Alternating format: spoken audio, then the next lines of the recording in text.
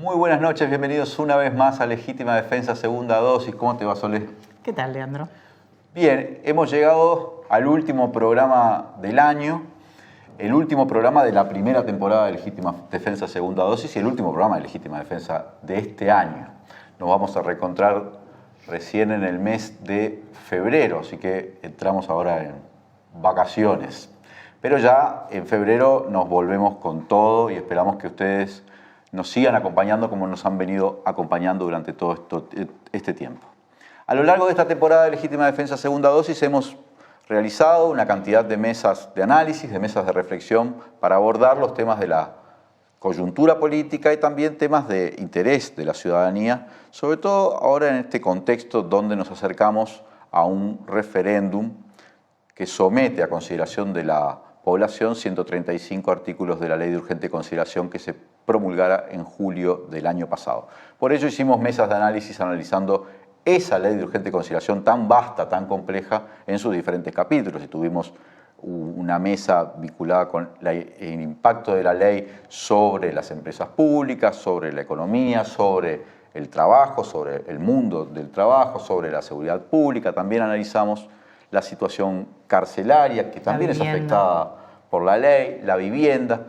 Y en este formato de mesa de reflexión conviene finalmente, llegado esta época, hacer un balance del año y delinear un poco lo que se viene o lo que podría aproximarse en los próximos tiempos a partir de lo que ha sucedido hasta ahora.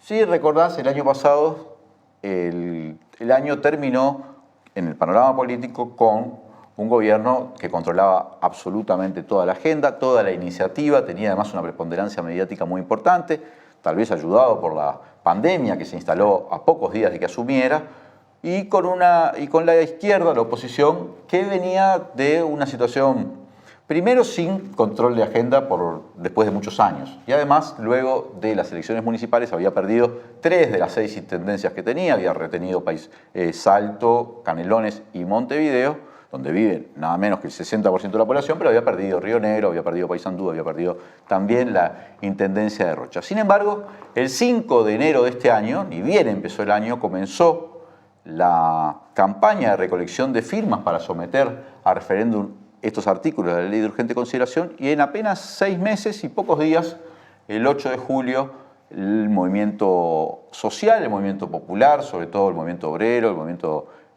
cooperativo y también el Frente Amplio lograron recolectar esas 800.000 firmas que luego la Corte terminó validando en los requisitos establecidos por la Constitución, por la ley, para someter finalmente a referéndum. Y eso, de algún modo, no sé qué opinás vos, Sole, cambió el escenario político de manera bastante radical, porque el gobierno perdió esa iniciativa y empezó incluso a suspender o a postergar una cantidad de proyectos para después de ese referéndum que finalmente se realizará en marzo, y ahora efectivamente terminamos el año con un gobierno que tiene claro que su objetivo de ahora en adelante es tratar de triunfar en ese referéndum y con toda la izquierda, y tanto social como política, movilizada con el objetivo contrario, de derogar esas normas. Además, durante el año se produjeron también una serie de elecciones donde en todas intentó de alguna manera incidir tanto la Presidencia de la República como la coalición multicolor, pero sin éxito, le fue mal. Eso es lo que creo que coinciden todos los analistas, pero además lo muestran los resultados, tanto en las elecciones de sindicato médico, el colegio médico, el Consejo Directivo Central de la ANEP, las elecciones universitarias, las elecciones del BPS. En todas ellas se registró finalmente una victoria de las listas gremiales o de las listas que no están alineadas con el oficialismo gubernamental. Y finalmente se desarrolló la elección del Frente Amplio, donde se registra un incremento importante de la votación en relación con la última elección de 2016, donde habían votado cerca de 90.000 personas, ahora votaron más de 130.000, y todavía, por unos días, no están los resultados de esa elección que determinarán quién será el próximo presidente o presidenta de la fuerza política y también una cantidad de responsabilidades dentro del Frente Amplio a nivel central y a nivel departamental. Para hacer un balance de este año, para hacer un balance político y para ir viendo o aproximando, tirando hipótesis de por dónde irá los próximos tiempos, hemos invitado a este último programa al expresidente José Pepe Mujica, con el cual compartiremos a lo largo de este rato una charla para ir tratando de delinear, de tirar algunos pincelazos de lo que puede suceder y cómo la está viendo lo que ha venido sucediendo a lo largo del año. Así que si te parece, Sole, vamos a la introducción y arrancamos.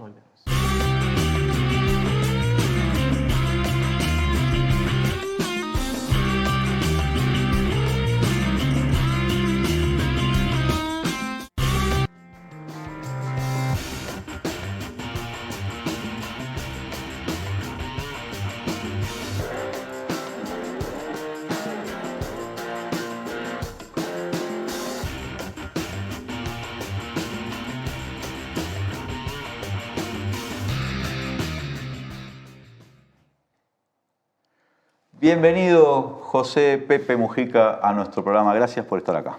Bueno, un gusto saludarlo y saludar a la gente más allá de la pantalla. Pepe, empecemos haciendo un balance. ¿Vos podés hacer un balance del año político y decir, bueno, el año 2020 terminó con una correlación de fuerzas entre el oficialismo y la oposición, con un escenario? Pero este año termina de una manera bien distinta y me parece que se presta como para decir, bueno, acá hubo un cambio importante en el escenario político. No sé cómo lo estás mirando vos. Sin duda que hay cambio. Las cosas no pasan porque sí. Suponen cambio. En Uruguay hay ciertas tendencias en América Latina que se notan. Hay cambios en el mundo. Entramos en un mundo muy conflictivo. Hasta ahora yo nunca vi que un formidable imperio se diera a la derecha a otro tranquilamente. Por lo tanto, tal vez vamos a vivir tiempos de convulsión que tienen repercusiones en todos lados. Y se dan una serie de fenómenos que nos gusten o no nos gusten, nos tocan. Nadie puede en América del Sur, y mucho menos en el Mercosur, no tener en cuenta lo que hace o no hace China. Para bien o para mal, pero no se puede no tener en cuenta. Nadie debería olvidar de que hay una inflación en Estados Unidos que tal vez sea la más alta en los últimos 30 o 40 años. Ha habido un empapelamiento. Eso va a repercutir. ¿Cómo? No sé. Pero eso va a repercutir. ¿Por qué? Porque son demasiado grandes estos fenómenos para que no incidan en el mundo y en las relaciones de precio.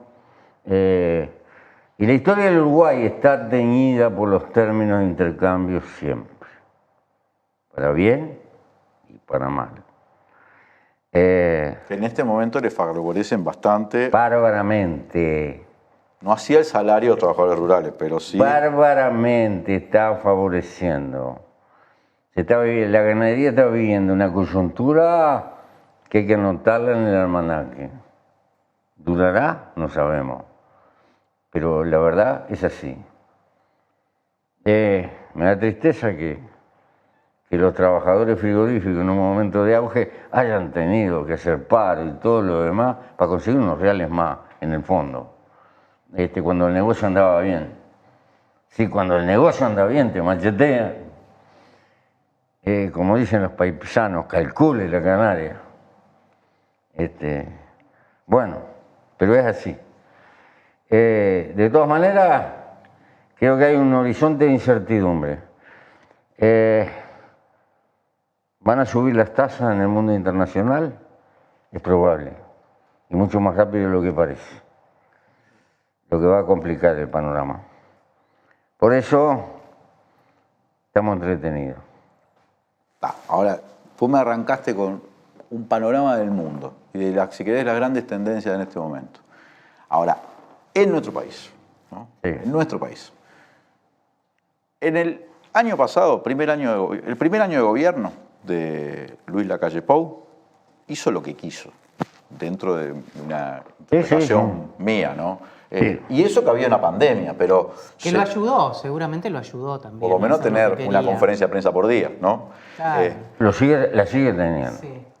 Bueno, pero llegó a ser... En eso como- hay que reconocerle al gobierno el mérito de ser un maestro en el autobombo. Viven anunciando cosas, ¿no? Y bla, bla, bla, va a pasar esto, para cualquier cosa. Pero ellos tuvieron la audacia, si querés, de incluir buena parte de los acuerdos de la coalición, de su programa de gobierno, en una ley, ¿no? Sí. Y tenían bastante expectativa. Yo he hablado en algunos momentos con algunos dirigentes de la coalición de que de ninguna manera se iba a lograr reunir la cantidad de firmas para un referéndum. Y finalmente se logró, ¿no? Sí. Entonces, eso, yo sé que vos has dicho, porque te he escuchado, te he leído, que este referéndum en última instancia, si se aprueba o no se aprueba, lo que se hace es derogar o no derogar un conjunto, una ley, un conjunto de artículos de una ley, pero que no pasa nada en el sentido, no significa otra cosa que... Sin embargo, está claro que significa otra cosa, por lo menos No, simboliza. significa políticamente. Simbólicamente significa mucho. Está clavado. Pero desde el punto de vista práctico, yo lo comparé con el de las empresas públicas, que fue tajante. No creo que tenga la enjundia de eso. Ahora, para este gobierno es un drama. Este plebiscito es un drama. Es el leitmotiv. No aprueban nada. Nunca vas a encontrar en la historia política de este país un parlamento que haya aprobado menos cosas que este. Está como para figurante, nada más. Bueno, entonces, y están posponiendo una cantidad de decisiones hasta el plebiscito. No quieren embarrar la cancha. Quiere decir que le dan una importancia, desde mi punto de vista no tiene la importancia, pero la adquiere por la importancia que le dan ellos. ¿Por qué desde su punto de vista no tiene tanta importancia? Desde el punto de vista práctico, con respecto a la repercusión de carácter práctico por las medidas que se tomen, me pareció que era fundamental que en su momento fuimos de socio con Sanguinetti, cosa que la gente se olvida, ¿verdad? ¿Te referís a sacar algunos artículos, por ejemplo? No me refiero a sacar. Me refiero que en aquel momento, acá en el Uruguay querían hacer lo que hizo Menem en la Argentina, y no pudieron. Con Chao. el plebiscito de las empresas públicas. Claro. Con el referéndum En el gobierno de la empresas. calle. Sí, Sí. sí. El otro era- En el año 92. Sí. Y en el año 2003, por ejemplo, en el gobierno de Jorge Valle, otro plebiscito, que fue el de ANCAP, el 64% de la población derogó la ley que había hecho Valle que desmonopolizaba ANCAP. Claro. En esta ley de urgente consideración originalmente estaba ese intento de nuevo, esa persistencia, pero... Exactamente. O sea, es como que los propósitos siguen siendo sustancialmente Se lo nota. mismo, ¿no? Las intenciones son las mismas, pero tratan de edulcorarlo y llevarlo más suave. Pero es lo mismo, porque hay una metafísica que en definitiva la actividad privada conviene en todos los frentes. Incluso en esas cosas tan generales como es la energía, la electricidad, etc. Un mito que está en la cabeza, que la historia del Uruguay es una vieja discusión.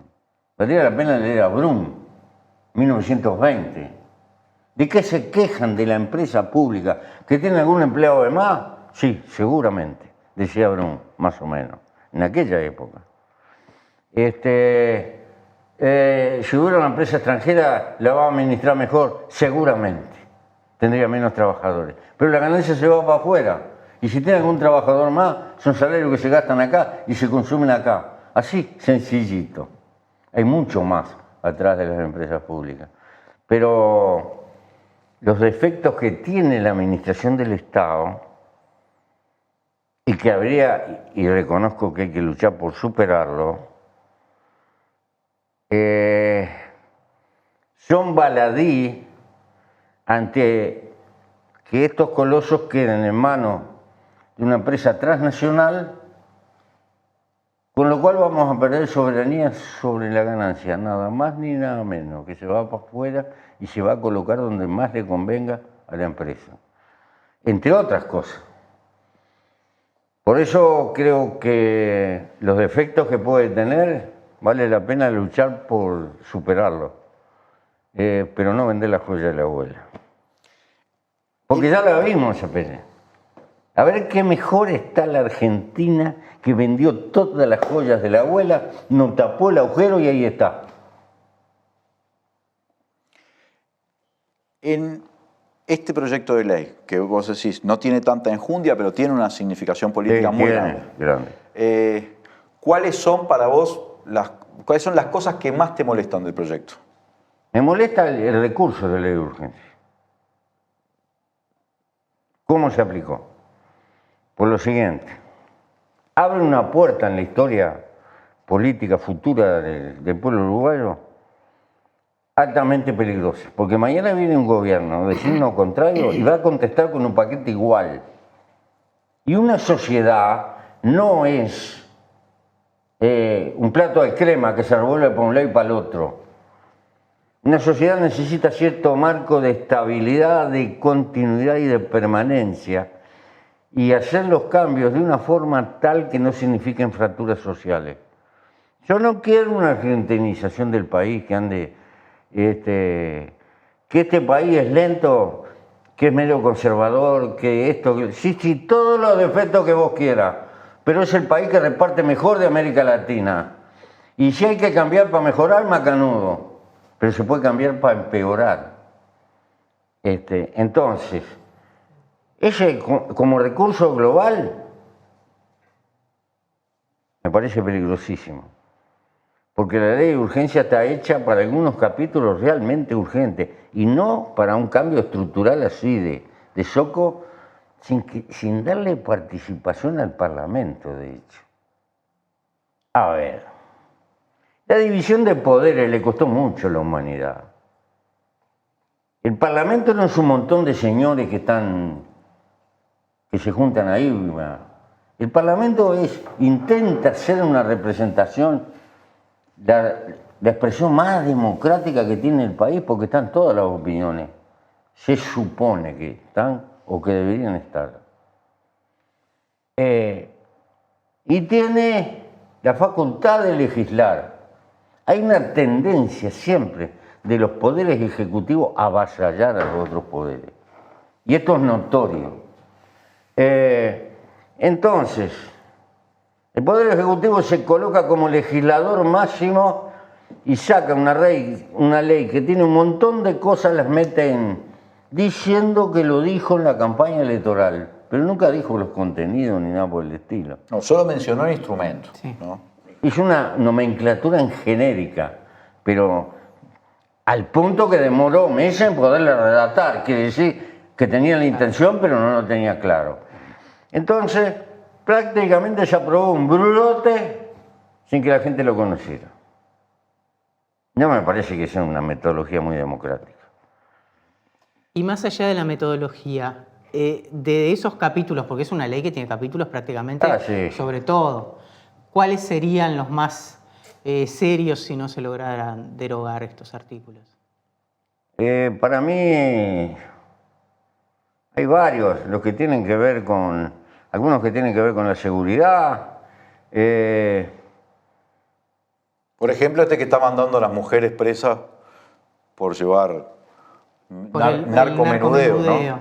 Ese está haciendo aumentar la cantidad de mujeres presas jóvenes de manera increíble, ¿no? Sí, yo creo que le seguimos dando en la herradura y no en el clavo, en este problema de la droga. Creo que seguimos errándole feo, pero bueno, es otra cosa. En fin. Después, el capítulo de seguridad me parece en general que tiende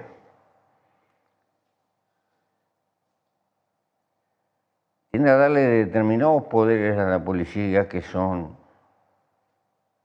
peligrosos en la forma que se da. Creo que se pierde el espíritu del guardia civil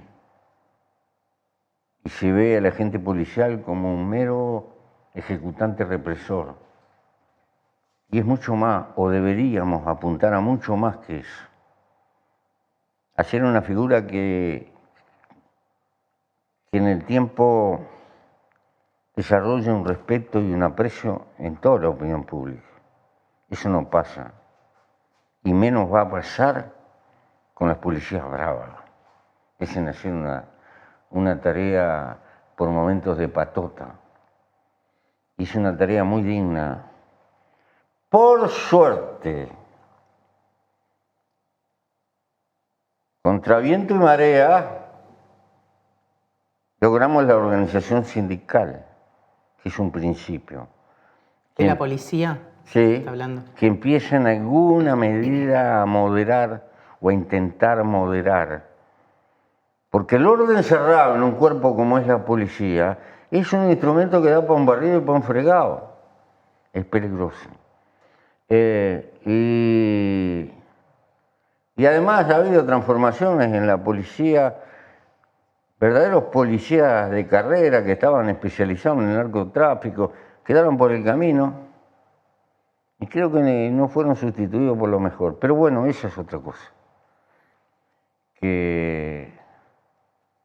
Pero atrás de eso, atrás de la legislación, hay una actitud global. Porque las leyes las aplican los humanos. Y el quid de la cuestión es cómo la aplican. Y es acá donde viene. Yo he notado persecución en la burocracia pública por la definición política. He notado algo que no existía en el Uruguay. Porque no es de mi pelo, lo desprecio y lo tiro para el otro lado. Esto está pasando por todos lados. Bueno, es muy notorio en la educación, ¿no? Por supuesto, en la educación, pero en muchas partes del Estado pasa eso. Y eso enferma las relaciones en el Uruguay. En Uruguay hay ciertas tradiciones. Yo llegué de ministro de Ganadería y Agricultura, no me habían dado ni una hojilla. Y cuando asumen los gobiernos, inmediatamente viene la discusión del presupuesto. Y entras con un aparato que no lo conoces. Pero ¿sabés lo que pasó? Había un contador que yo sabía que era blanco, pero era un tipo que se ponía la camiseta del Estado, que nos dio una mano y otro y otro. Eso es formidable en el Uruguay. Eso es un valor que tiene el Uruguay. Con esta actitud, tengo mucho miedo de lo que va a pasar en el Uruguay. Y hay recursos que están puestos dentro de la ley de urgencia, que son instrumentos que se pueden utilizar para eso. Bueno, por ejemplo, tenés dentro de la ley de urgencia, ¿no?, capítulos que afectan, por lo menos eso dicen los laboralistas y los sindicalistas, el derecho de huelga. Claro, Estableciendo, por ejemplo, que la obstaculización del tránsito nomás puede permitir la intervención de la policía. Pero el otro día vimos... En Tres Cruces, por ejemplo. Vemos una cosa que no tiene proporción. No tiene proporción. Entonces, creo que... Y yo no voy a culpar a los policías. Es todo un ambiente que se forma de darle para adelante. Y bueno... Justamente esa intervención de la policía fue cuestionada por el Sindicato de Policías de Montevideo. ¿no? Y el de Maldonado. La intervención esta que terminó con una persona con perdigonazos en la Sin embargo, pierna. no fue Y lo de Cerro cuestionada por las Largo, si no por el autoridades. sindical, por los sindicalistas de la policía de Cerro Largo, ni nos enteramos. Ahora está preso. Sí, claro. Pero, por ejemplo, el capítulo de la vivienda que nosotros analizamos, ¿no? El tema de los alquileres. Ese es un tema que... ¿Lo estuviste estudiando ese tema? Porque No, en el capítulo se establece lo del alquiler sin garantía y la posibilidad del desalojo así como express, ¿no? No sé, porque nosotros cuando hemos ido analizando... El pretexto que se pone a eso es que mucha gente no tiene garantía. Pero ya había gente que era posible alquilar sin garantía con el respaldo del Estado. Había un mecanismo que preveía eso. Va quedando por el camino, como tantas otras cosas. Y me parece que eso del término del contrato express en cuestión de días y eso es no entender lo que es una familia, las dificultades que tiene. Bueno, o haberlo hecho para el propietario y no para la familia que alquila. Sí, también lo va a perjudicar al propietario. Y por ahora la política de vivienda quedó en el tintero. Sí, de las 60.000 viviendas que se prometieron, bueno, ya está claro que no las van a construir, ¿no? ¿Y tendrás información si hicieron algún liceo de aquellos 100 y pico que decía Talvi, que hizo propaganda, que los tenía calculados y se iban a poner? Yo creo que los únicos institutos educativos que se han inaugurado son obras que venían del periodo pasado. Creo que no hay ni uno que se haya construido en obras, digamos, genuinamente originadas ahora. Es más, por lo que sé, por la información que se ha compartido y que incluso hemos discutido en el programa, se han eliminado tantas horas docentes que ahora está habiendo problemas para ver cupo en los liceos, pero no porque falten en liceos, sino porque los grupos son cada vez más grandes porque hay menos horas docentes. Hay un recorte en la educación, eso es evidente, los números lo marcan. No creo que de ninguna manera eso se pueda registrar. Capaz que hay alguna obra, pero me parece que no. Que por lo menos de liceos, de los 130 que dijo Talvi, estoy seguro que ninguno, pero no lo tengo presente. Me parece que no hay ninguna obra, porque ha habido inauguraciones. Pero en general después mirás si son todas obras que venían de periodo de la anterior administración, ¿no? Que se culminaron durante esta administración. No solo en secundaria, bueno, en la universidad se inauguró la Facultad entera de Veterinaria, pero es un proyecto que viene de hace un montón de años, ¿no? Después están para... Pepe, ¿vas a participar en la campaña hacia el 27 de marzo, hacia este referéndum? No voy a participar. Alguna cosa puede ser que haga. Pero nada de recorrer el país, ¿no? No, yo estoy archivado. Pero eso es por estrategia, porque ya está. No, es porque tengo 86 años y por el momento no puedo ni con las patas. Conciencia de mi vejentud. Y me encanta la política, pero la vida me encanta. Entonces tengo que administrar los recursos biológicos que me quedan, que son poquitos.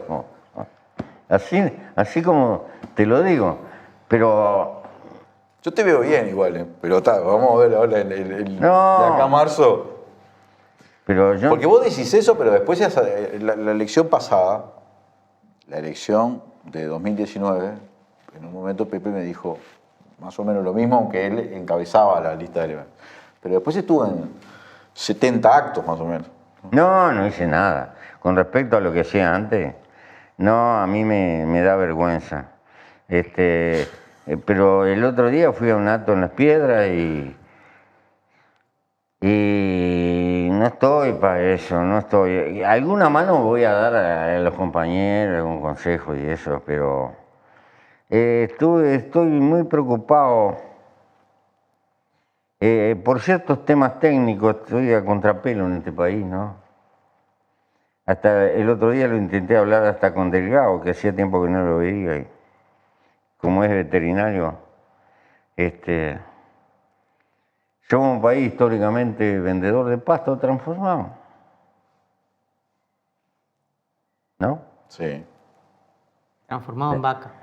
Sí, primero cuero y después tasajo, y después lana, y después carne enfriada, y leche, y siempre es pasto transformado. La materia prima es pasto. Bueno, y estamos en cambio climático. Y no lo podemos evitar, y vamos a un mundo más caliente.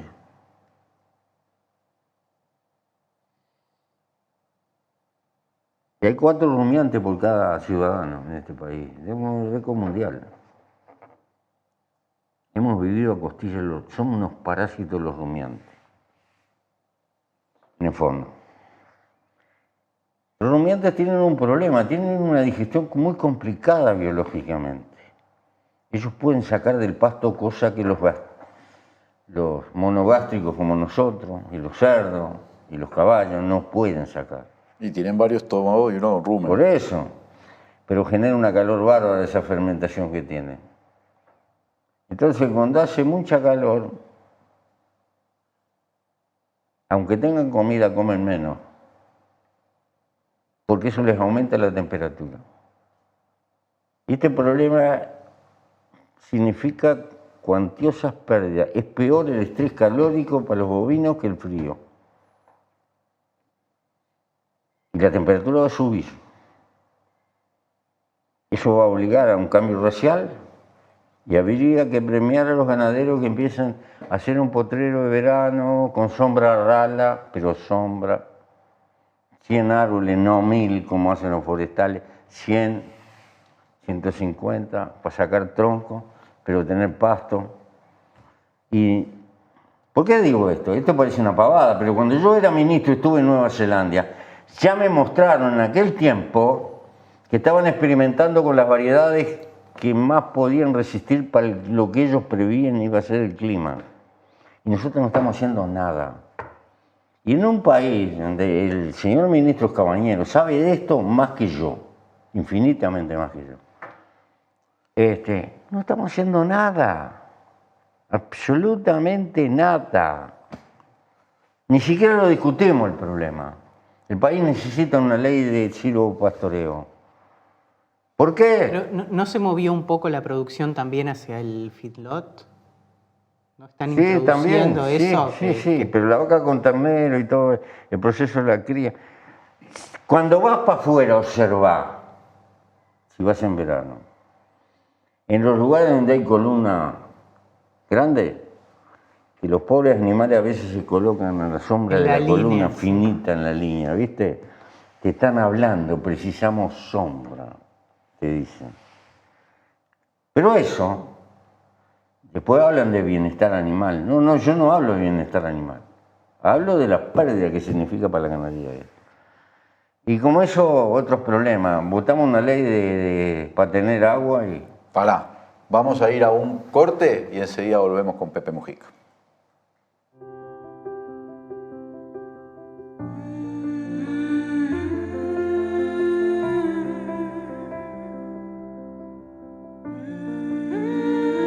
Vos agradecés contar con el mejor equipo médico. Nosotros te agradecemos por elegirnos, brindándote cada vez más atención humana, innovación y beneficios. Afiliate por el 1444 o en casmu.com.uy. Casmu, estamos para cuidarte.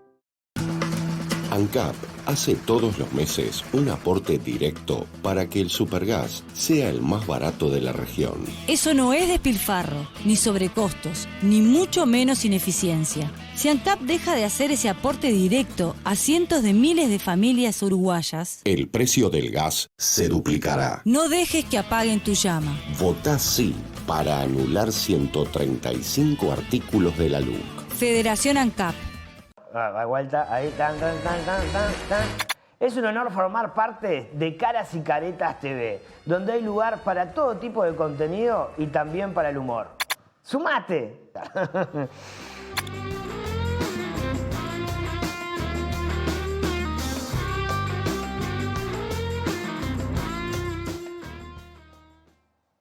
Volvemos con Legítima Defensa, segunda dosis, y seguimos acá conversando con Pepe Mujica. Pepe, estos temas agrarios, pese a que Uruguay sea pasto procesado, se habla poco, ¿no? no son los temas que están más en discusión, aunque bueno, venimos de una discusión sobre una... El informe Hernandaria, pastos, tierra de pastos y aguada. No fue el que trajo el ganado, ¿eh? El ganado lo trajeron los jesuitas, que primero lo trajo los hermanos Gómez, pero esa es otra historia, no me interesa. Ahora, este es un gobierno que expresa, Sí, sí. por lo menos su composición Sí, que social... está con el campo. Pero bueno, no, tiene pero- atrás a los Pero no con estancieros. los peones. Con los Con los que peones. laburan no. Bueno. Está con los dueños, en todo caso. Pero con los que laburan no. Porque el negocio anduvo fenómeno y ni siquiera le empardaron con la inflación. No, tuvieron pérdida de salario real, ¿no? Eso es claro. Y si no cuidamos al peón rural, después nos quejamos que la gente mira, que dispara, que esto y que lo otro. Yo el otro día veía un videíto cuando se discutió en el Senado la sanción de la ley forestal, esta que votó Cabildo Abierto y el Frente Amplio y que vetó el presidente de la República, que pedía la palabra a los senadores, pero una cantidad de senadores, impresionante. para ser amparados por no sé qué artículo, porque eran Porque tenían titulares intereses, de una estancia, efectivamente. de un emprendimiento rural. O sea que por lo menos hay bastantes empresarios rurales en el Parlamento, ¿no? Como para ir discutiendo algunos de los temas que vos planteás que deberían abordarse en Uruguay. Pero esto que hablé de decirlo pastoreo, no es de izquierda ni de derecha, es un problema técnico como nación. Esto es irresponsabilidad con el futuro, porque sabemos que el cambio climático se nos viene encima. Se puede discutir por qué, pero que se viene, ya no se puede discutir. Entonces, si no lo podemos modificar, tenemos que luchar. ¿Cómo lo vamos a mitigar? Y eso no se arregla de un día para el otro. Y es un problema que parece que no existe. Obligaría a empezar a propiciar el cambio genético, racial, instrumentar las razas sintéticas, el Bradford, el Wrangler, animales que tienen mayor resistencia al calor por la construcción anatómica, un fanon largo, en fin, una serie de cosas. Bueno, nada, en un país agroexportador, cuyo principal producto es la carne. Y después te dicen, estamos con el campo. ¿Con qué campo está? El campo no la viene pasando mal igual en este momento. En esta ahora es una coyuntura óptima, sobre todo para la ganadería. Buenos precios y se vende todo. Y está bien. Pero hay que acordarse con los que trabajan. Yo conozco una fábrica del Uruguay, y no voy a decir cuál, porque no le voy a hacer propaganda gratis, que a raíz de la pandemia trabajó muy bien. Porque al estar cerrado el país vendió el doble. Le dio un cheque de 40.000 pesos a cada trabajador, como premio, porque había trabajado bien. Pero ese es como el contraejemplo Sí, del resto, ¿no? sí. Porque incluso en los consejos de salario se retiraron las cámaras empresariales, ¿no? Las cámaras rurales, no sé cómo se llama. Sí, pero es como todo, a veces hay alguna excepción. Dice, nos encontramos una cosa que nos favoreció, vamos a compartir. Pero en general, me dolió mucho el conflicto que tuvieron los frigoríficos, estaban trabajando como nunca, vendiendo todo y a buen precio. Era el momento que, ¿verdad? Pero bueno. Pepe, ¿cómo ves? Hicimos un pequeño balance así de la situación política y ahora también hacia la ley de urgente consideración, pero ¿cómo ves parado ahora al Frente Amplio? ¿Cuál es el balance que haces luego de este año, que bueno, ha culminado con este proceso electoral Yo y creo con que un sí. proceso autocrítico? Hubo de todo, hubo congreso, elecciones, todo. ¿Cómo lo ves? Yo creo que se está cumpliendo paso a paso un proceso de renovación que es interesante. Creo que hay que ambientar la cabeza y a tiempos nuevos hay que plantearles soluciones nuevas. Pero hay que comprometerse con la suerte de la gente.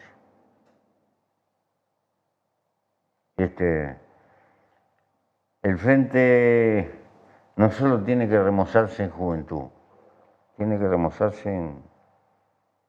¿Qué tiene que remozar, por ejemplo? Em, Hay que cambiar, hay que luchar en cómo se mejora la eficiencia del Estado.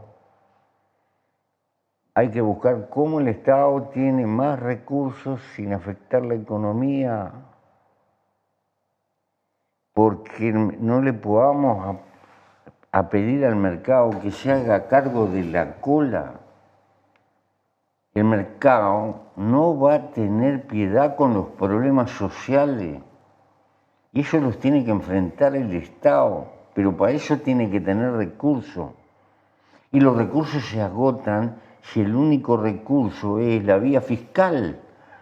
¿Por qué? El capital es cobarde y huye. Tiene límite. Y necesitamos estados que tengan recursos para atender los problemas sociales y para meter una fortuna en la cabeza de la gente que está viniendo al mundo. Porque no estamos en una época de cambio, estamos en un cambio de época. Y el conocimiento va a ser tan importante o más que el capital. Y tenemos que tener recursos para gastar en los que nos van a suceder. Si no es por la vía fiscal, ¿vos te imaginás un Estado impulsando empresas, otras empresas, además de las que ya existen? Yo tengo que aprender los árabes, tengo que aprender los chinos, tengo que aprender los vietnamitas, que el Estado es socio donde le conviene y cobra dividendos. Y es un Estado rentista que está cobrando dividendos en lugar de la banca Morgan o otra banca que es socio. ¿Por qué no puede ser el Estado? ¿Te imaginás una especie de ecosistema de empresas mixtas Sí, señor. en diferentes áreas? Sí, claro que sí. Lo veo perfecto. Se da de bruces con la orientación actual del gobierno, que es más bien reducir el papel del Estado en las empresas que ya tienen. Yo lo veo al Estado como socio. Y te puedo decir que muchos capitalistas uruguayos que luchan quisieran tener un Estado como socio. Claro que tiene que poner la de él también para que esté en riesgo, porque si no, no va a cuidar la de él. Y tenés que cuidarte que no te pasen para la cueva. Yo sé que están todos esos problemas, pero con el Estado fiscalista en una América Latina donde estamos jugando a quién atrae más y se baja cada vez más los pantalones desde el punto de vista fiscal para que vengan a instalarse, ¿cómo hacemos? ¿Cómo hacemos? Claro, es lo que nos está pasando. Pero Porque necesitamos puestos de trabajo. Pero Pepe, vos estás diciendo, por ejemplo, que te pregunto, ¿no? En una actualización, una renovación casi ideológica, ¿hay que renunciar a la idea de gravar al capital? De poner, porque a mí me seduce la idea fiscalista sobre los que tienen todo el dinero, ¿no? Sí, a mí también. Sí, pero se te disparan. ¿O vos te crees ¿Pagan tanto? ¿Hay tantos lugares a donde puedan ir que no paguen impuestos? De alguna manera se te disparan. No haces lo que querés. No haces lo que querés. No existe cosa más escurridiza que el capital. Y entonces hay que percibirlo eso.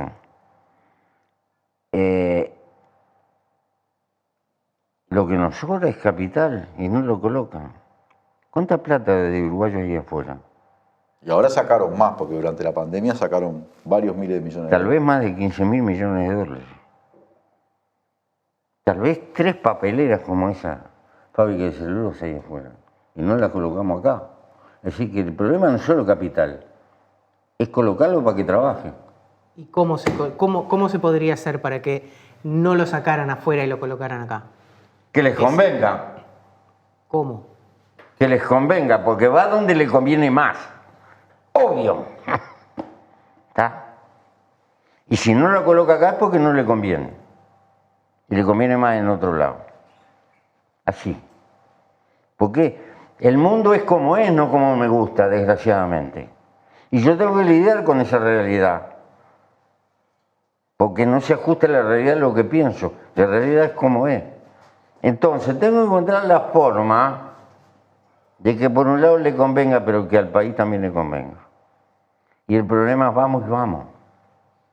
Porque yo como Estado tampoco tengo la capacidad para gestionar la economía, porque el Estado tiende a burocratizarse, ¿está? Porque me siento en el Estado y dentro de 40 años me jubilo. Ese es el problema humano. Yo no lo critico, porque es humano, así razonamos. Entonces, necesito por un lado aumentar los ingresos y tengo que mirar lo que está pasando en el mundo. ¿Cuál es el país que va para adelante? No tomemos a China, tomemos a Vietnam. Lo que ha hecho Vietnam es un milagro con ese tipo de asociación, el Estado con privado. También ganaron un montón de soberanía, ¿no? Porque ellos ganaron la guerra, ¿no? Claro. Eso te da una cierta, digamos, las posibilidades, ¿no? Las guerras. Le permitió ganar posibilidades, porque yo las guerras sí. A Francia, a China y a Estados Unidos. ¿Está? Sí. Pero eso le da una soberanía, porque yo veo que diferentes proyectos políticos, incluso que se han impulsado en América Latina, progresistas o que intentan mayor distribución, enfrentan el fenómeno de la fuga de capital. Y lo enfrentan de manera demoledora, ¿no? Se les retira una cantidad impresionante se lo retiran. Es como una desaprobación política, ¿sí? O sea, con los pies. Te mueven el piso. Entonces vos acá en el Uruguay, por ejemplo, imagínate intentar hacer un proyecto... Es dramático. Sí.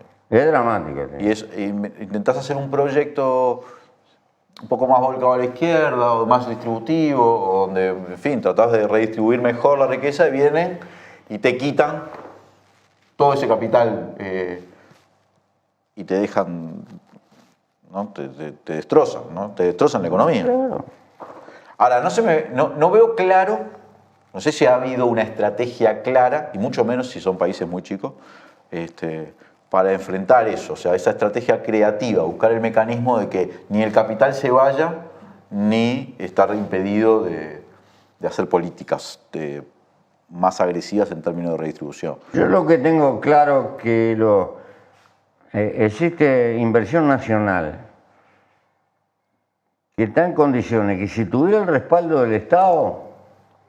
¿Estarían dispuestos a venir, por ejemplo? ¿Vos hablaste con la gente que tenga plata Pero afuera? Claro que he hablado. Claro que he hablado. Yo no estoy inventando algo... no, ya me habías hablado de esto hace como 2 años. Por generación espontánea. Yo estoy sembrando una idea, hay que discutirla, pero frente a problemas y coyunturas nuevas. Dejemos aparte esto. Tenemos que plantearnos cosas creativas para un mundo que es distinto. Ese es el problema. Tírenme en otras mejores, no importa. Lo que les quiero decir, que no se pongan a pedirle a los clásicos que nos den respuesta en un tiempo que es distinto. Porque tenemos una cantidad de problemas. Los hechos han demostrado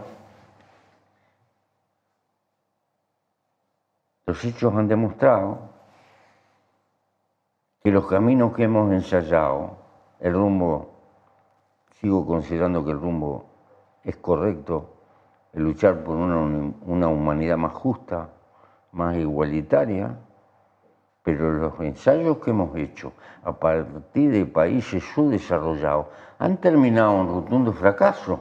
Entonces tenemos que preocuparnos por el desarrollo del país como primer escalón, que me parece que es central. Necesitamos un Estado vigoroso y una conducción de la economía que multiplique los recursos, porque si no corremos el riesgo de quedar en la humanidad intrascendente. ¿Qué sería la humanidad intrascendente? Falta de conocimiento, con una población semi-analfabeta que se entretiene con un teclado diciendo pavada. Porque ya la vemos. ¿Qué te crees los que se mueren en el Mediterráneo? Los que están acampados que no pueden entrar en Europa. Gente que hace años que vive en campos de refugio. Lo que está pasando en México, eso es humanidad sobrante. Corremos el peligro de quedar en una humanidad que ni siquiera nos precisan para explotarnos. Ese es el peligro que hay. O nos subimos al mundo más o menos desarrollado, o corremos el riesgo. Es decir, hay un muro indeleble que se está insinuando en la humanidad. Para un lado la humanidad pobre, de ese lado que se arreglen como pueda, y para el otro la humanidad rica. Ese es uno de los riesgos que tiene el futuro. No lo veo yo porque yo tengo 86 años y pasado mañana la quedo. Pero no es una opción de la humanidad pobre transformarse mañana en parte de la humanidad rica. Eso es una emancipación, es una lucha que hay que dar de algún modo. Porque... Pero claro, exactamente. Exactamente. Pero ese es el peligro que te digo. Vos vas a Lima y tenés un muro que separa la ciudad.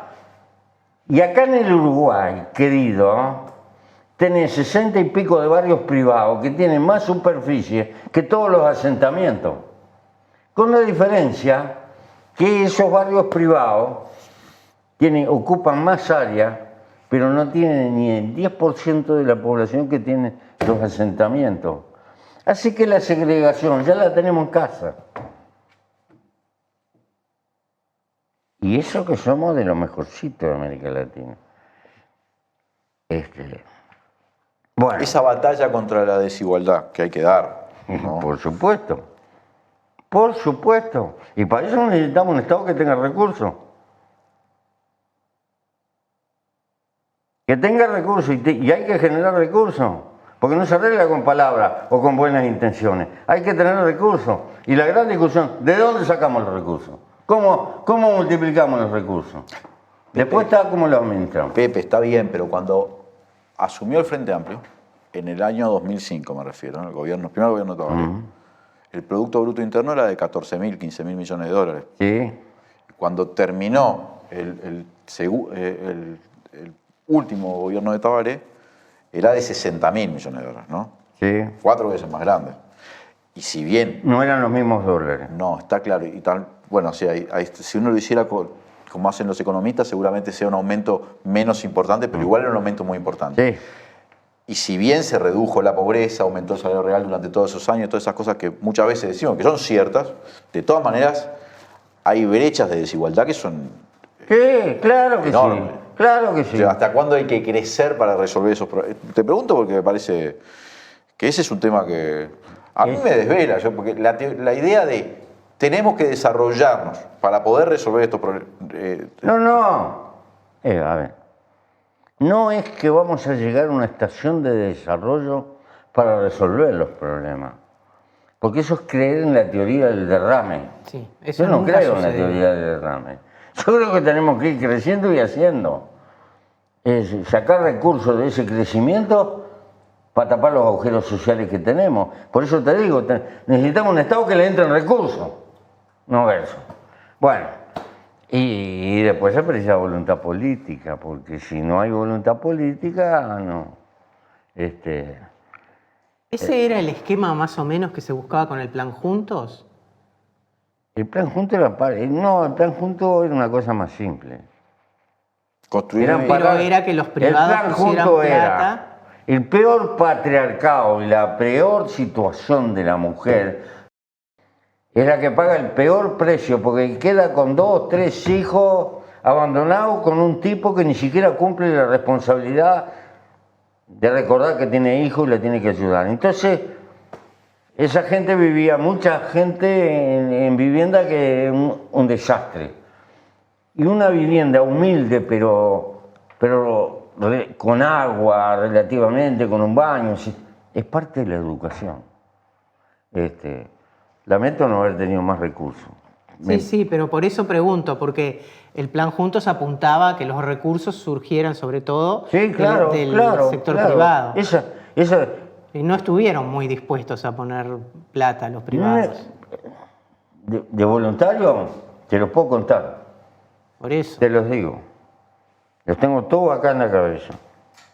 Por eso. Me voy a acordar del viejo Henderson, que puso $200.000.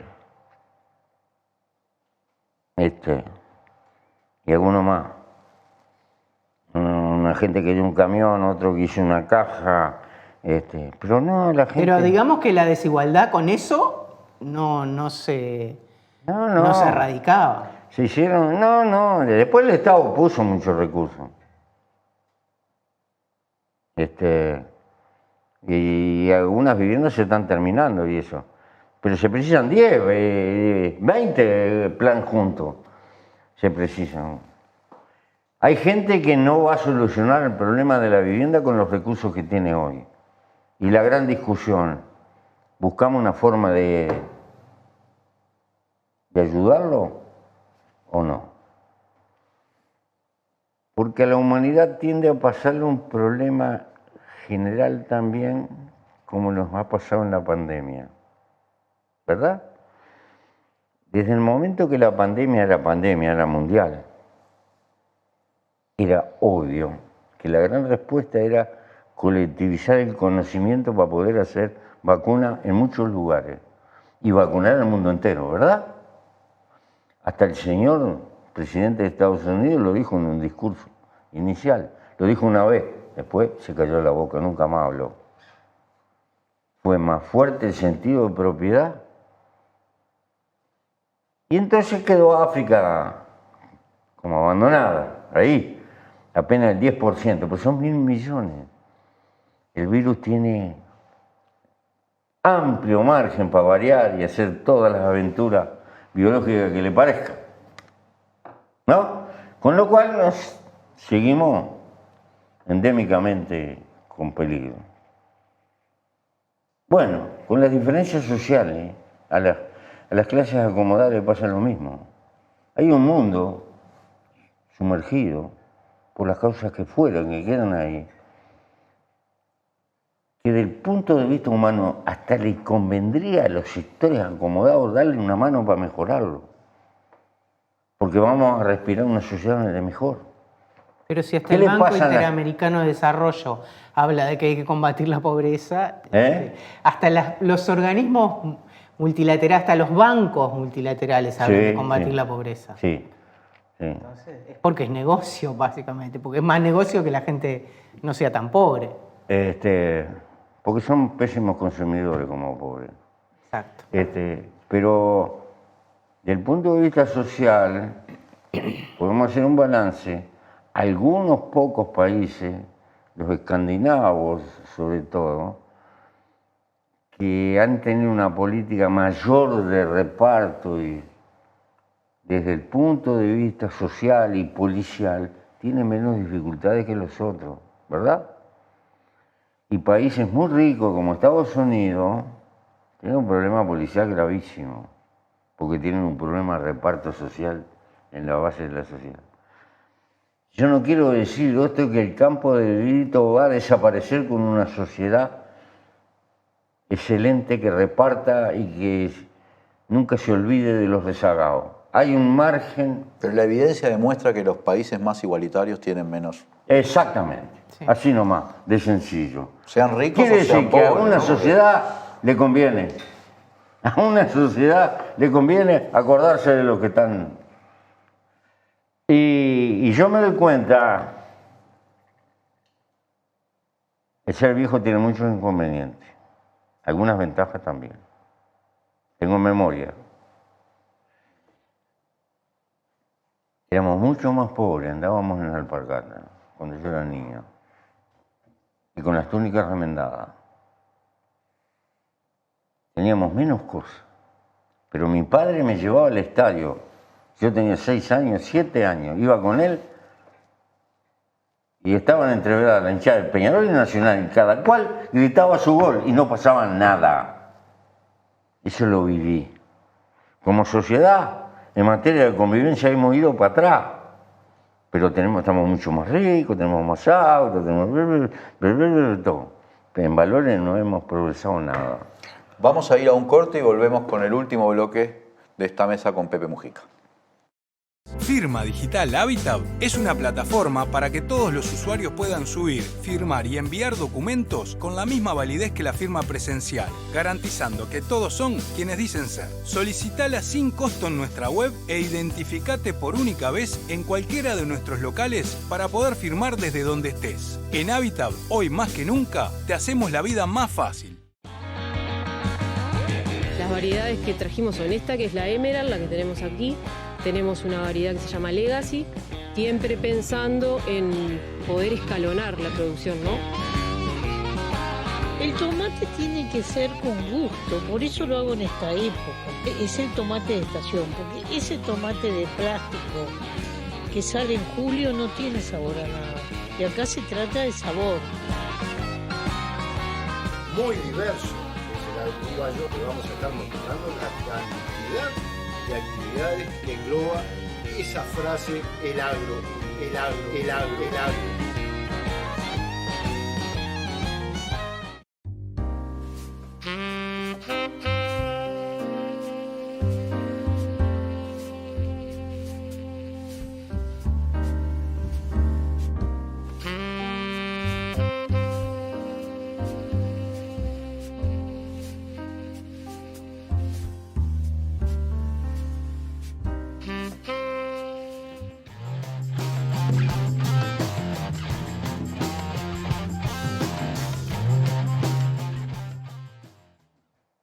Volvemos con Legítima Defensa, segunda dosis. Gracias a todos y todas los que nos están acompañando en este último programa de esta temporada. Pepe, quiero hacerte una pregunta ahora sobre, me parece muy importante, hasta la perspectiva política. En toda la región se produjo en los últimos años lo que en algún momento vos definiste como un derechazo, ¿no? Empezaron a ganar un montón de gobierno de derecha en países donde había gobernado durante varios años la izquierda, ¿no? En algunos casos con mecanismos discutibles desde el punto de vista discutibles, no, muy antidemocráticos. Hay que ver lo que sucedió en Brasil. Bolsonaro ganó electoralmente, pero antes hubo un golpe de Estado claro hacia Dilma y además estuvo la prisión amañada de Lula, con el que te encontraste en los últimos días. Hubo un golpe de Estado claro en Bolivia. Finalmente el movimiento del socialismo recuperó electoralmente el poder. En Chile... El gobierno. En Chile... Aclarando, dijo un bajo. Michelle Bachelet había perdido el gobierno, pero hoy mismo se están desarrollando elecciones que pueden, enfrentar a la ultraderecha con un joven de la izquierda, Gabriel Boric.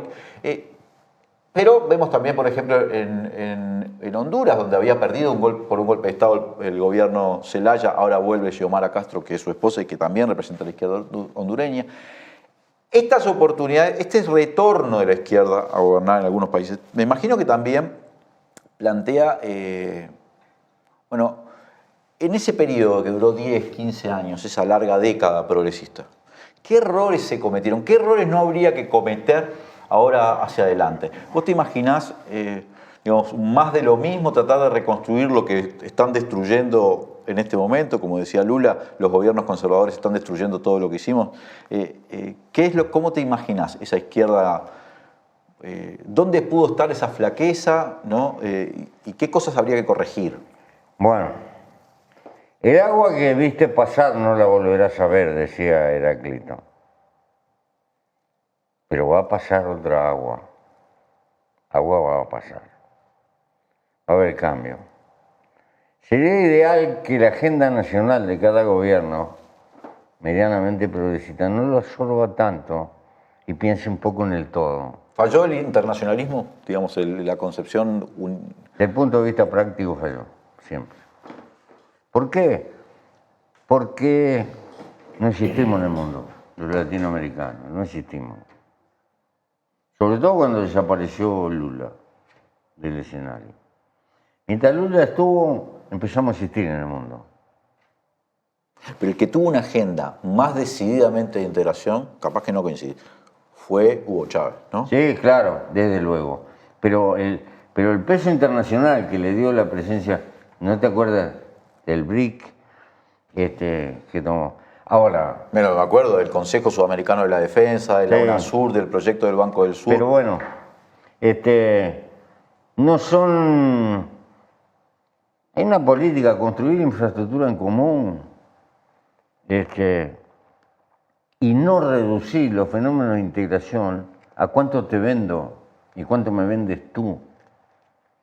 No existe un pacto de las universidades públicas que trabajen para una agenda común. Si no integramos la inteligencia, ¿cómo vamos a integrar el cuerpo?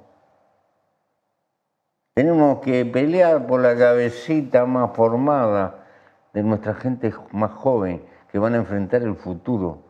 que se sientan, no solo bolivianos, o uruguayos o argentinos, que se sientan latinoamericanos, que tienen una misión que cumplir. Y eso hay que ayudar a crearlo. Bueno, porque si vamos a entrar en la era del conocimiento, sería bueno que peleemos por detener a la gente que investiga y que trabaja por el conocimiento y la ciencia en nuestros países, ¿verdad? Y sería hora que un ingeniero argentino pueda trabajar acá y un médico y así colectivizar ciertas cuestiones científicas, tener un banco de conocimiento, tener un sistema de patentes, etc. Sin embargo, da la impresión de que vamos a lo opuesto, ¿no? Porque vamos a lo fenicio. Cada cual se preocupa de hacer su negocio y los demás que revienten. Yo te quiero hacer Y no, los fenicios no son integradores. Una valoración política, si querés. Los gobiernos progresistas lograron sacar un montón de gente de la pobreza, mejorar la calidad de vida de muchísima gente, mejorar, incluso aumentar, generar crecimiento económico, en fin, funcionaron desde el punto de vista de los números, ¿no? ¿Hubo fallas en el trabajo, digamos, ideológico, del trabajo político? Potenciamos los consumidores, no hicimos ciudadanos.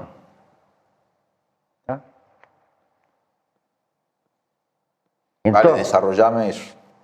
Eso quiere decir que el que recibió apoyo, por ejemplo, en Brasil, y salió de la pobreza extrema, cree que salió por el esfuerzo personal o por el Espíritu Santo, una religión fantástica, y no se da cuenta cómo influyeron las decisiones del gobierno para que él pudiera mejorar. ¿Ese no es un problema justamente de los partidos políticos? Es un problema de educación y de formación política. Las cosas no caen del cielo. Ese es el único problema, digamos, ese es el único problema de educación que tuvieron los gobiernos progresistas, no haber logrado que la gente considerara que eran acciones de gobierno las que los favorecían, porque más bien da la impresión de que lo que ocurrió es que la gente se retiró de la política, en general, del pensamiento político, de la preocupación política. La sociedad contemporánea es una sociedad de marketing. La religión de nuestro tiempo es el mercado. De la mañana a la noche, un gurí está sintiendo el machaque, ta. La masa tiende en sus emociones a confundir permanentemente ser con tener. Hay un afán de comprar, disponer de las cosas nuevas que nos presentan. Todos los días nos presentan una novedad. El capitalismo es genial para ganar la subjetividad de la masa y que la masa trabaje y trabaje para pagar cuentas y vaya persiguiendo la felicidad como el burro que persigue la zanahoria hasta que sos un viejo destruido y te pasaste toda tu vida pagando cuentas. Pero en ese mismo contexto, Pepe. Acá hay un problema. Mi generación creyó que cambiando las relaciones de producción y distribución iba a tener un hombre nuevo. Se equivocó, demasiado racionalista. Nos equivocamos, mejor dicho. Hay una batalla cultural en todo esto. Si no cambia la cultura, no cambia lo esencial. Hay una batalla cultural en todo esto. La prioridad de la vida es la lucha por la felicidad, no por la riqueza. Lo cual no quiere decir que haya que andar desnudo y vivir bajo una chapa de zinc. Pero el que no encuentre la felicidad con poco, no la va a encontrar con mucho. Y la pobre gente vive en el medio de la soledad. En ciudad, más del 20% de la gente vive solo. ¿Qué es cosa más triste que eso? Bueno, eso daría para otro programa. Pepe, En ese mismo contexto. Somos parte de esa batalla. Claro, la pregunta que yo me hago es cómo damos esa batalla, ¿verdad? Para ir contra una máquina que funciona sola en el sentido del marketing. Quiero decirte algo. Vos dijiste hace un rato que te preocupaba la ley de medios que estaba llevando adelante el gobierno. La tiene todavía en el Parlamento. Hay gente que le llama a esa ley Romay, porque dicen que la escribieron los dueños de los canales directamente. Yo veo que el gobierno tiene una política agresiva con los medios. Y veo que durante los gobiernos de izquierda, por lo menos en Uruguay, los gobiernos de izquierda fueron muy respetuosos del tema de la libertad de prensa, la libertad de expresión, pero ¿cuánto afecta eso en la batalla cultural? Porque la libertad de prensa no es equivalente a la libertad del periodista.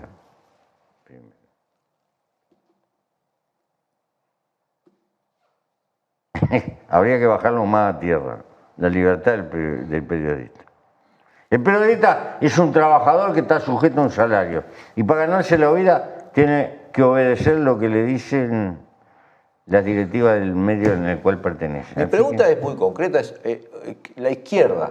¿Cómo, para mí, porque yo creo que la izquierda fue ingenua en esto, no sé si ingenua, pero esto es una crítica que hago yo, pero acá hubo gobiernos que fueron tirados, gobiernos en la región, ¿no? Por mecanismos de lo que se llama juicios donde participaban el judicial y los medios. Y la izquierda miró eso y no sé, nunca tuvo la forma como de contenerlo, que un grupo mediático pudiera dar casi un golpe de Estado. Y yo le pregunto, porque veo que el papel que cumplen es muy enorme. La izquierda fue más realista que el rey. La izquierda fue inocente. La izquierda no violentó nada de esos mecanismos.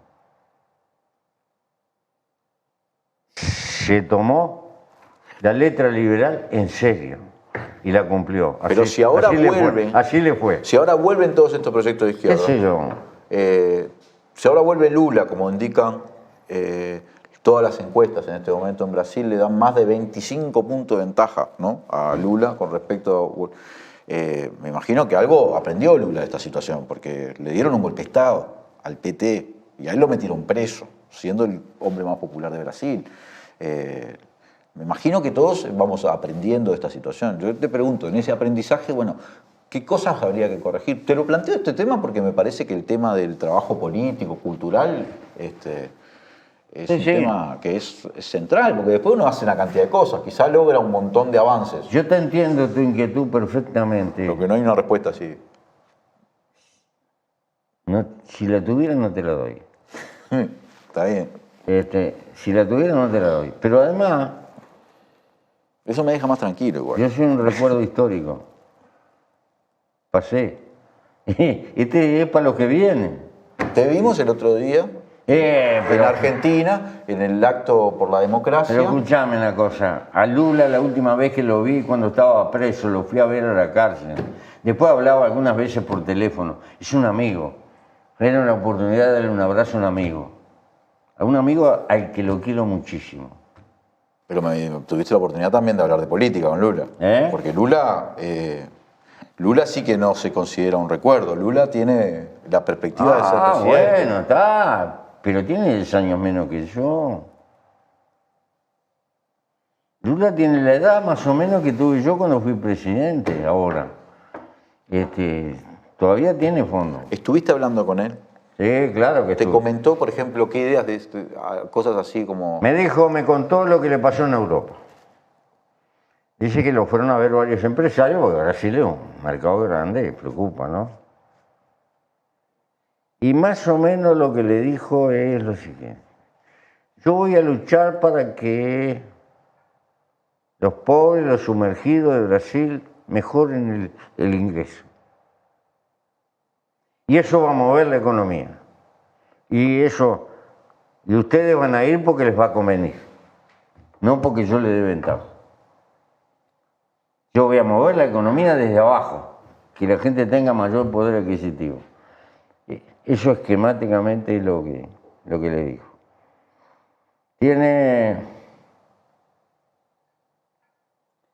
un dolor grande con los economistas. izquierda, de derecha, de centro y de lo que sea. Dice, todos piensan lo mismo. El déficit fiscal y no se acuerdan de la cuenta social. No, eso es evidente, ¿no? Pero la heterodoxia en economía tiene también sus costos. Es simpaticísimo, Lula. Pepe, para ir como cerrando un poco este programa. No es poca cosa tener amigos por todas partes.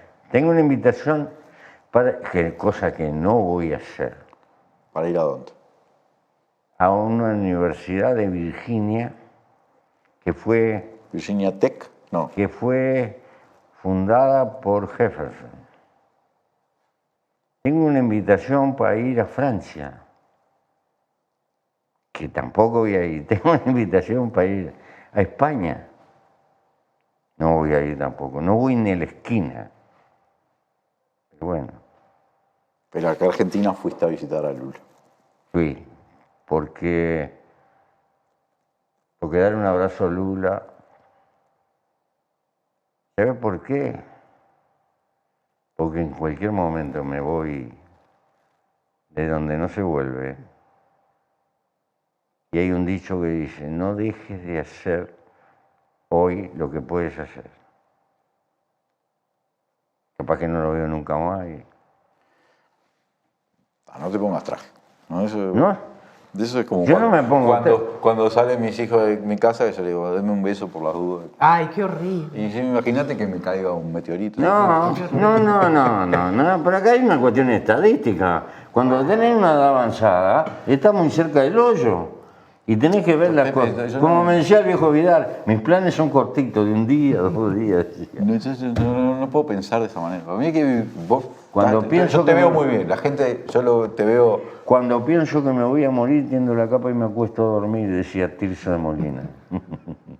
Quiero hacerte esta pregunta. Suponete que hoy es 28 de marzo, un día después del referéndum. ¿Sí? ¿Sí? Vamos a hacer suposición. Composición de lugar, ¿no? Si el gobierno pierde en su posición, ¿para vos queda... ¿Cuál es el futuro de esas grandes reformas que están planteando? La reforma de la seguridad social, ese tipo de cosas. ¿Este referéndum puede afectar esos proyectos? No creo. ¿Van a seguir adelante? Van a seguir adelante. Contra viento y marea. Esto no es una cuestión ideológica, es psicológica. La psicología del personaje.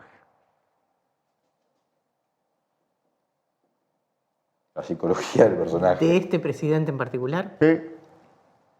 Que vos la caracterizarías como que... No te pelees. No, yo no me peleo. Te voy a dar una ley. Porque él no te quiere, eso lo sabemos nosotros. Un general en jefe en guerra, la cosa que más tiene que estudiar es el perfil psicológico del general que tiene enfrente. Vos cuando lo ves parado así, que decís que, viste que hace algo así con los brazos, ¿no? Él tiene una forma, es un tipo, el presidente es una persona peculiar, ¿no? Tiene una psicología ahí. Pero bueno, no quiero porque terminas peleándote con la otra vez, le dijiste que era un señor. No, cada cual es como es. Y cómo lo fabricaron y está. Pero él tiene una manera de ser y yo creo que va a seguir, va a tratar de continuar. Chao. Capaz que me equivoco. Va a tratar contra viento y marea, incluso leyendo los datos. Sí. ¿Y la coalición, te parece que ese sería, o que los une más? Me asusta el desdibuje del Partido Colorado. Me asusta. Parece que decidieron enterrar el Partido Colorado. Sobre todo los allí. Me asusta. ¿Te asusta el carácter, digamos, cada vez más conservador que ha adquirido Cabildo Abierto, por ejemplo? Sí, tiene contradicciones terribles.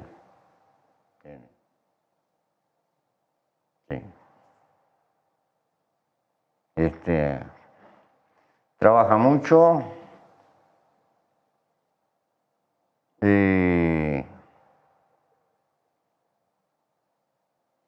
Y creo que el Partido Colorado va a perder algún terreno ahí. Pero no lo viene perdiendo hace muchos años ya. ¿Sí? Pero el perfil que había, porque vos tenías en el Uruguay una derecha liberal, de extracción rural, católica, quizá expresada por el herrerismo, también expresada por el ruralismo, pero aquella derecha de corte, digamos, urbana, más laica, más el vallismo ese, ya está, no existe más en la derecha. Eso está todo en el Frente Amplio, ya no. ¿Cuál es el lugar para esa derecha, digamos? Yo no considero que el vallismo de don Pepe Valle haya sido de derecha, por el contrario. Era, en el contexto de su época, con las contradicciones, con lo que tuvo que lidiar, era más. Siempre he pensado que si el Uruguay hubiera sido un país de 40, 50 millones, la historia política del mundo diría, la socialdemocracia se inventó en el Uruguay. Pero como un país poco significativo, ahora, la lucha que tuvo Valle no fue gratis tampoco, dejó los girones por el camino. Y esa lucha, en alguna medida, continuó. Y hoy el Partido Colorado dejó todo aquello por el camino. Parte de eso está en el frente. Parte de ese quedó en el frente.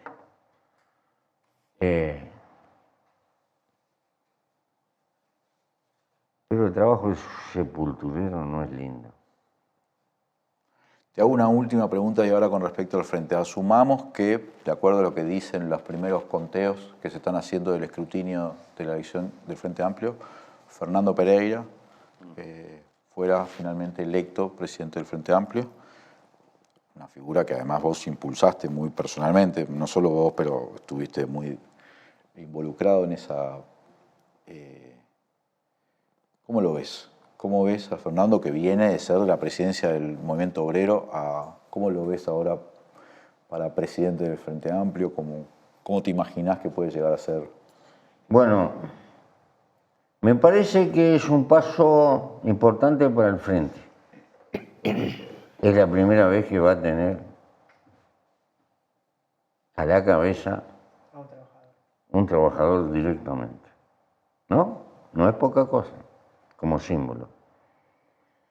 Después está el capital, que significa su experiencia, su oficio de negociar. Yo creo que es muy importante, muy importante. Y también va a depender del apoyo que tenga, ¿no? Desde luego.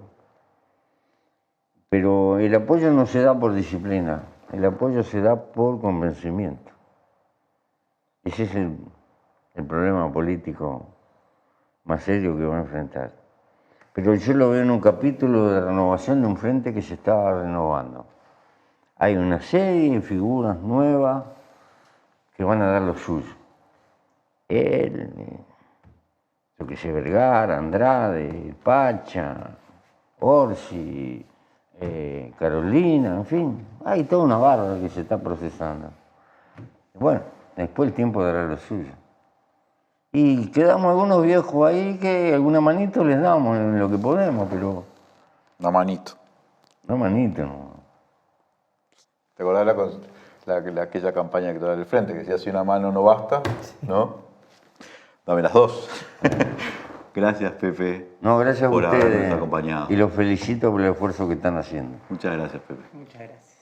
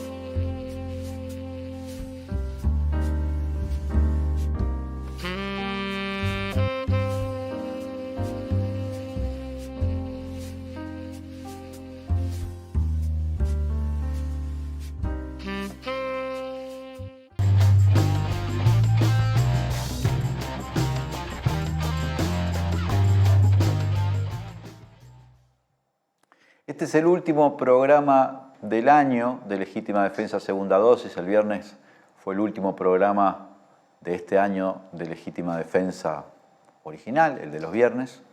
Y me corresponde agradecerles a todos y a todas por habernos acompañado, hecho el aguante durante todo este tiempo que hemos estado al aire. El año que viene, en febrero nomás, ya vamos a volver, porque como ustedes saben, nosotros iniciamos este trayecto el 15 de mayo del año pasado con el propósito de contribuir a romper el blindaje. Hasta ese momento ni se hablaba de la expresión romper el blindaje en el Uruguay. No es por jactancia, pero creo que finalmente fue nuestro programa el que lo planteó abiertamente. Porque habíamos detectado, habíamos notado, y lo seguimos notando después, hasta el día de hoy, que el gobierno gozaba de una suerte de impunidad mediática, una capacidad de hacer y decir y dominar la agenda de una manera obscena, al punto de que prácticamente solo se presentaban, vivían como de conferencia y cadena permanente. Los periodistas y las periodistas, los medios básicamente, no son los trabajadores de la prensa, corrían al lado del presidente para mostrarlo sacándose una selfie, entrando a una verdulería, comiendo en un carrito, surfeando, ¿no? Sacándose fotos con gente en la playa. Una cosa tan ordinaria, tan obscena, para tratar de instalar, de construir una suerte de relato de país de rosas gobernado además por una especie de pareja real, ¿no? Con un gentleman medio aristocrático y una primera dama que se inventó para la ocasión, porque no existe en el Uruguay, para mostrarla como si fuera un personaje de la realeza. En ese contexto surgimos para mostrarte otra realidad, para mostrarte otra cara de la realidad, otra sensibilidad, una sensibilidad, indudablemente una sensibilidad progresista, de orientación, que es la que hemos tenido toda nuestra vida, pero también para mostrarte fundamentalmente la cara de la realidad para la gente que trabaja, para la gente que la estaba pasando mal, que la pasó muy mal, que la pasa muy mal, para los más pobres, para los más humildes, para los más desfavorecidos. Porque en última instancia este programa fue, desde su inicio, y lo sigue siendo, una opción de comunicación a favor de la gente más humilde, a favor de la gente que no es la que lleva la malla oro. Y te tenemos que agradecer a vos que nos has acompañado a lo largo de todo este tiempo, porque si esto ha sido posible, y si ha sido posible con semejante impacto de rating, porque hay que decirlo en esos términos, tanto Legítima Defensa de los viernes como esta propuesta que estamos haciendo Segunda Dosis los domingos, siempre ha sido acompañado por mucha gente, con muchas reproducciones, que se dan en Montevideo, en el interior y también en el exterior, por aquellos uruguayos y uruguayas que nos miran desde la lejanía, pero desde la cercanía del afecto y del pensamiento. Esto fue posible por ustedes y lo vamos a seguir haciendo porque es, además de posible, necesario. El año que viene es un año que va a marcar seguramente un antes y un después, porque se van a dar dentro de las naturales peleas políticas que se dan en un país que está definiendo hacia dónde quiere ir, ¿no? Algunas de las que van a marcar, sin duda, a esta administración. Comenzando seguramente por ese referéndum que será el 27 de marzo, donde la ciudadanía tendrá que pronunciarse sobre 135 artículos de una ley donde se quiso plasmar de manera más bien autoritaria, muy antidemocrática, de forma expresa, expedita y casi sin debate, todo un programa de gobierno. Y un programa de gobierno que era un programa neoliberal y de restauración. Un programa para desandar lo que se había avanzado durante años, donde la sensibilidad social importó. Y no solo importaron los números de los malla oro, de los grandes capitales, de los dueños del Uruguay. Gracias a todos y a todas por acompañarnos. Seguiremos estando el año que viene y esperemos que ustedes sigan junto a nosotros. Un día, dentro de no tanto tiempo,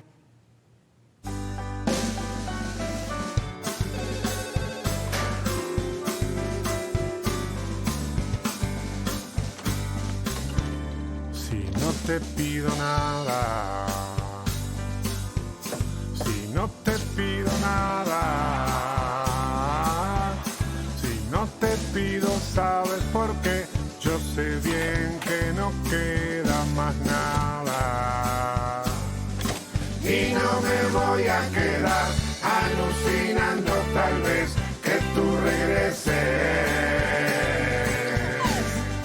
Estoy de acuerdo con vos que todo tiene el final que se merece. Yo sé que mi tiempo es hoy, como dice mi analista, que no vale proyectar mi culpa hacia los demás, no hay que ser tan pesimista. Un día, dentro de no tanto tiempo, volveremos a vivir como queremos. Y para que eso pase, cuidémonos más que nunca.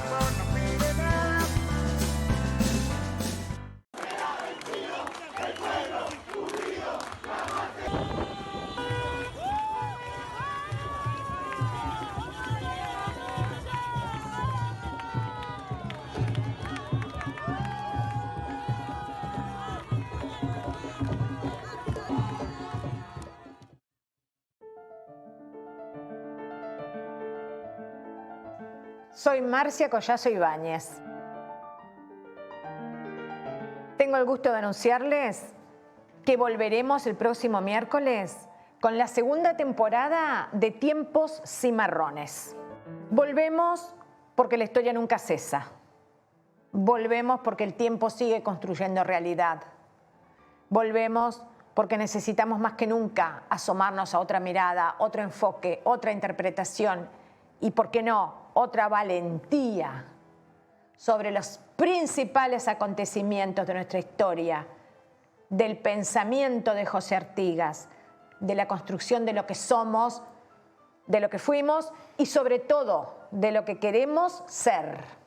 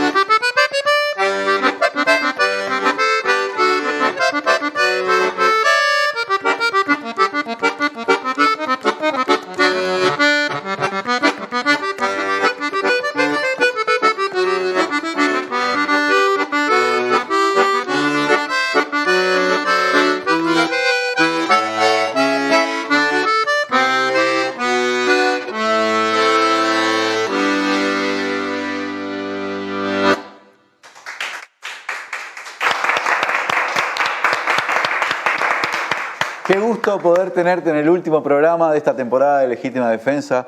Te me llevo con el acordeón a piano y pienso, ningún instrumento con teclas se te resiste, Hugo. Bueno, uno estudia y llega hasta donde puede, ¿no? Este fue el primero que estudiaste, me contabas. El primer instrumento de niño, exactamente. Después me separé mucho tiempo de ese instrumento, más de 50 años, por las cosas, sí, empecé a estudiar piano, nunca más toqué. Y en cierta oportunidad, Jaime Ross me invita a grabar con acordeón. Tuvimos que conseguir un acordeón prestado. El mío estaba en malas condiciones. Era un acordeón de estudio también, chiquito. Y bueno, pues comencé a tocar en el show de Jaime. ¿Y qué pasó? Que me reencontré con este genial... ¿Tenías memoria del instrumento? Sí, porque lo que yo toco es muy simple, no es complejo. No son, ¿viste? Stravinsky. Son piezas populares. Así que, por ejemplo, ¿me entendés acá?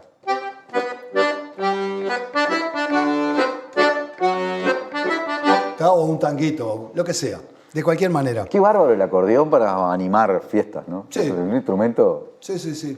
transmite eso, ¿no? Sí, el acordeón sale ganando ya. Sale a la cancha ya con 2-0, ¿viste? Ya entra con 2-0. A la gente le encanta. Es que es divino. A los jóvenes y a los veteranos ni te digo. Hugo, este verano ahora que viene, que se abre en los próximos días, ¿vas a estar tocando por todos lados? ¿Vas a hacer playa, así? ¿Cómo la tenés planeada? ¿Tenés fechas ya, cosas arregladas para tocar? Sí, hay unas cuantas fechas con el dúo que formamos con Albana Barrocas. Estamos tocando en el este, en Balizas, en Cuchilla Alta, en Punta del Este, Hotel del Lago, en Piriápolis, en la azotea de Aedo, en el Teatro Margarita Xirgu. Estamos tocando, vamos a viajar a Brasil en el marco del Festival de Jazz de Florianópolis. Ja-Dúo se presenta en Curitiba el 14, el 16 en Florianópolis y el 21 en San Pablo. Regresamos y hay otros toques ahí. También estoy invitado por C1080, a pesar de que ya dejé mi puesto. Yo estuve colaborando con 1080 durante 11 años. Dejé el puesto, pero no la amistad ni la cercanía. Así que para este año me invitaron a cantar un tema al Teatro de Verano. Esto es un poco complejo. Las fechas del teatro nunca son exactas porque puede llover, se van corriendo. Nosotros tenemos unos recitales marcados. Hay mucha actividad, por suerte, grabando mucho. Grabamos para Japón, para nuestra amiga de Kioto, Mio Matsuda, esta gran cantante. Grabamos para nuestra querida uruguaya Ana Karina Rossi, que vive en París. Ella grabó todo un disco aquí, justo antes de pandemia, después se mezcló. El disco se llama Voyage. Sale ahora, traje el acordeón porque después de 10 años, mi primer disco de acordeón tiene 11 años, se llamó Acordeón. El segundo se llama Recorriendo Uruguay. Por eso traje el acordeón también, para no traer el piano de semejante toco. Pero bueno, muchas gracias por invitarme. Pará, Hugo, una pregunta te voy a hacer. En Japón suena bastante. Yo estaba mirando a las imágenes de Rada, ¿no? Hizo como 10 recitales en Japón. Sí, pero llenando, ¿eh? Sí, me imaginé que Rada es un músico extraordinario, pero que... Sí. Esa organización organiza de esa manera. Es una organización religiosa y organiza de esa manera. Cada vez que viajan los grupos a Japón es con esa cantidad de recitales. Nosotros con dos orientales que formamos con Yahiro Tomohiro, el año que se cortó, que fue el año 20, ¿verdad? Sí. Iba a ser la gira 14 consecutiva del dúo. En esas 13 giras previas, sí, el dúo, dos orientales, las giras cortas son de 4 semanas y son de 12 a 15 ciudades. Y las giras largas son de 7 semanas y son entre 20 y 23 ciudades. De norte a sur y de este a oeste. Y los japoneses se prenden así. Sí. Es un público que absorbe lo que está sucediendo en el escenario. Hay gente que sabe lo que va a ver, obviamente, y hay gente que no sabe lo que va a ver. Nunca veo, no sé, se enterará algo por internet. Pero ¿qué pasa? Cuando llegan, te brindan el 100% de atención y cariño. Es un público... Está buenísimo. Notoriamente especial. Qué bueno eso. Bueno, me da mucha alegría poder cerrar esta temporada con tu participación. Creo que ya sabés que sos uno de los músicos más importantes de nuestro país y para nosotros es un honor contar con tu presencia. ¿Con qué nos vamos a ir? Nos vamos, mira, ¿querés que toque un tema? Dale. Sí. Toco un balsecito ahí para ustedes. Nos vamos con un balsecito a cargo de Hugo Fattoruso. Muchas gracias a todos y todas los que nos han acompañado. También confieso que yo traje el acordeón, así hablo menos, porque es horrible hablando, ¿verdad? Dale, por favor. Acá gracias, Hugo, por habernos empiezo a contar cuentos y cosas. Se va, ¿eh?